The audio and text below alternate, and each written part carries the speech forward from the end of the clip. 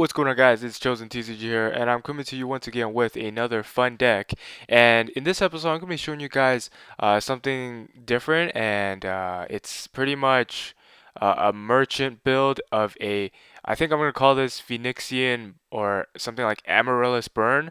But I had this deck in real life, and you know, it was really slow. I ran like the defensive traps, and I just felt like, today I'll go on Duelingnetwork. Let me test out another version of this deck, and this version has been doing great. So, um, make sure obviously check out the deck list below. If you don't know any of the cards, it will always be typed up. It'll be in the description. Make sure to comment.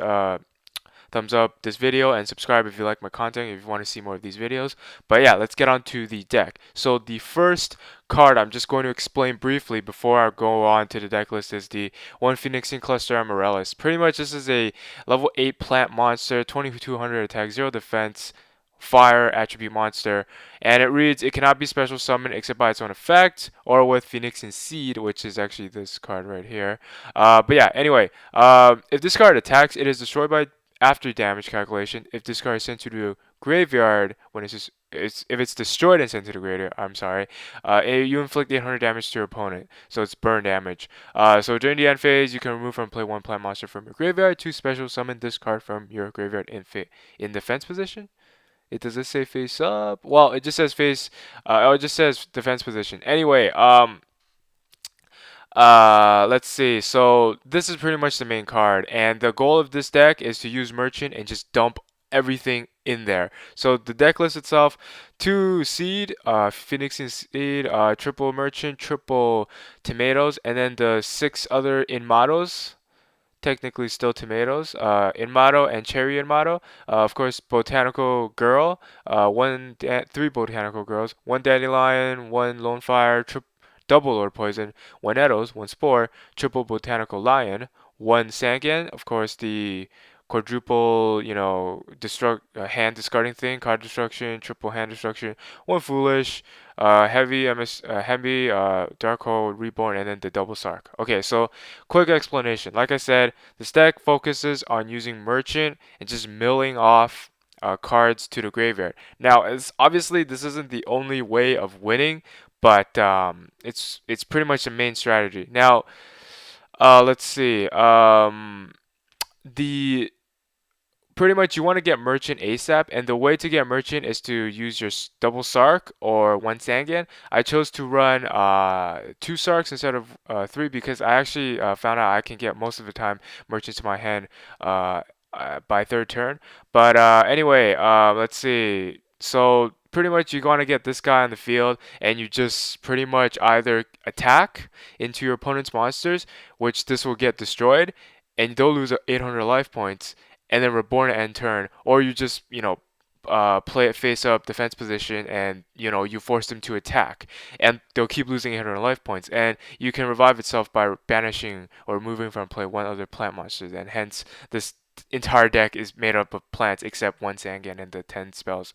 But Phoenixian Seal is just there to act as another card so that this card is not dead in your hand. Its effect is you can read it as follows on the left. And then the tomatoes and the triple A models and triple cherry models, the tomatoes can search out itself, and of course Sangan as well, because it's dark.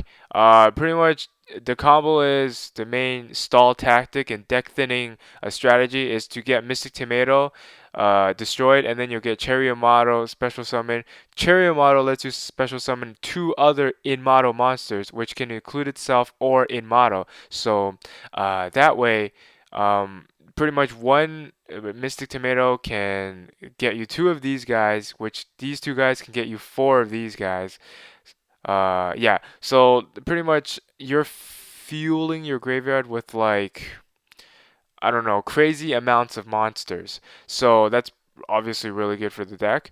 And then Botanical Girl, it's basically a goblin zombie. It's level 3. Pretty much, it's destroy, send to the graveyard, search out any plant monster with 1000 or less defense, and it can include amaryllis. I think just about any card except Botanical Lion or Sangan or Magical Merchant or Mystic Tomato. But it's really good. It helps you gain advantage as well. So yeah, keeps with the consistency. And then there's one Dandylion, one Lonefire. Pretty much good cards overall. Good defense, good deck thinning, good graveyard feeler. Lord Poison, kind of to recycle your cherry model. Sometimes your opponent might destroy them through Dark Hole, so Lord Poison does help. One Nettles and one Spore, kind of a filler, but in a way, these two are tuners, which can help you synchro in this deck. And then, of course, got the one Sangan. And then the three Botanical line is pretty much for you to. Well, okay.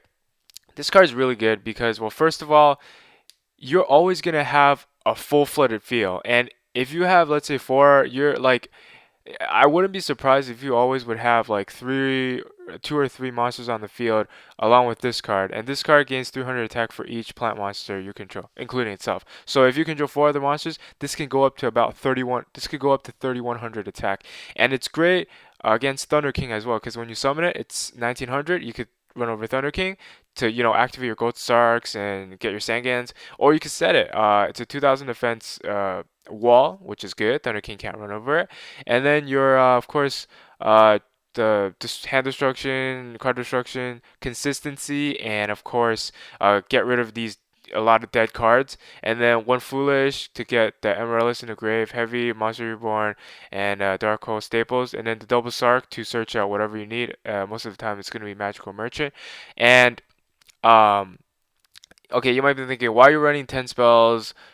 Or why aren't you running any traps? Well, the reason I thought, well, for Magical Merchant, you want the best mill, but you want the most consistent way of getting Merchant. And I found this is the most consistent way because you're literally like, you have like one, two, three, four, five, six, seven, like seven cards here that are thinning slash thinning your deck slash uh, drawing more cards slash searching along with Sangan. And this is to be the 3-to-1 ratio, of this deck is like, in my opinion, perfect. Because another aspect is I thought of running like five spells, and it does not work. Because if, let's say, you draw three spells in your first turn and it happens and you go, okay, Magical Merchant, okay, now I know, okay, I'm gonna mill like my entire freaking deck. And sometimes if you, let's say, mill out like 30 cards and you only have like five cards in your deck left, that's not going to be enough because your opponent just knows, okay, so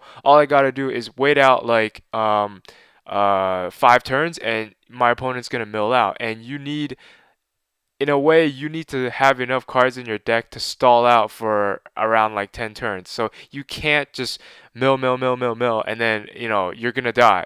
So this is consistent. This is just the right, ratio to consistently get the magical merchant, but enough so that your merchant mills can, get the right amount of cards.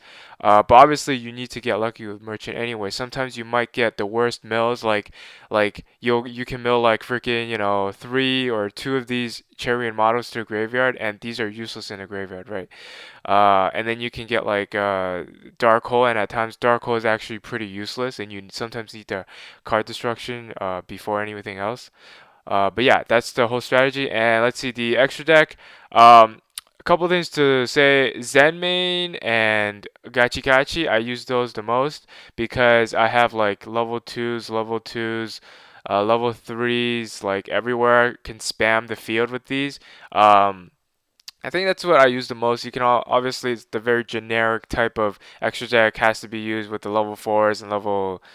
I don't think I have anything else. There's like no good level 8s, but and then there's other aspect of the tuners, Spore and Nettles. Nettles is kind of there for a filler, but then it's still pretty good because its effect is if this face-up card would be destroyed, you can destroy one face-up plant monster you control instead. So has this Six Samurai effect, but at the end of the day, I just wanted to have a way to synchro into a Queen of Thorns because I really like this deck. I really like this card because it says It's basically like a burn effect when your opponent normal summon or special summons a monster. I'm assuming they're not playing a plant deck. They lose 1,000 life points. And if let's say you're playing wind ups and you have this on the field, they really, if they want to commit to the field, they can't just like, you know what I'm saying, right? They can't just like freaking special summon XYZ summon and then, blow you all over the place. This is kind of like a mini maxi, and then it's kind of just the generic synchros you can use. But I will tell you, this deck you can, Cherry Motto cannot be used as a synchro material monster if like you summon other monsters using this effect.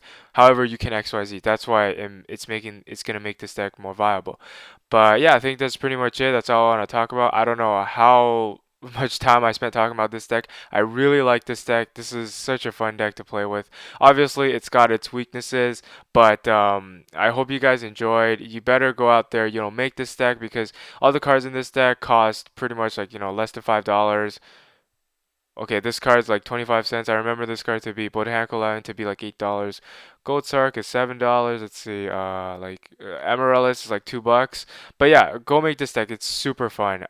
It could really piss off some people actually because you can like literally summon like you once you get the tomato out, okay, and then you get the cherry Inmato, like they keep attacking, and then they're like, oh crap, like when is this gonna end? I'm just always attacking your monsters. Like when is this going to end? And then uh, you know, and you keep reborning this guy, and then people get pissed off. But anyway, I'm rambling on too long. And anyway, thanks for watching, guys. Thanks for listening to me talk for like 15, 20 minutes about this deck. And go out there and make this deck. Remember to comment, thumbs up, and subscribe if you want to watch more of these fun deck video ideas that I have. And peace out, guys.